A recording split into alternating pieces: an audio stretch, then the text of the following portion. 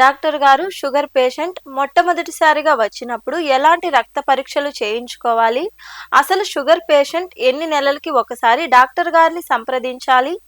Sugar patient మొట్టమొదటిసారిగా వచ్చినప్పుడు ఎలాంటి రక్త పరీక్షలు చేయించుకోవాలి అంటే మనకు తెలియదు. ఈ పేషెంట్కి ఎప్పటి నుంచి షుగర్ ఉంది అనేది తెలియదు.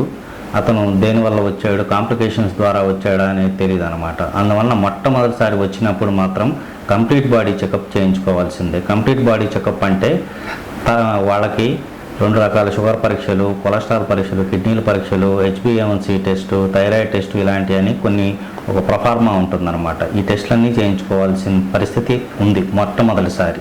రెండోసారి నుంచి కేవలం ఒక షుగర్ పరీక్ష తినకముందు తిన్న తర్వాత చేయించుకుంటే సరిపోతుంది. యావరేజ్ షుగరు అంటే 3 నెలలకి ఒకసారి HbA1c షుగర్ ఒకసారి చేయించుకోవాలి.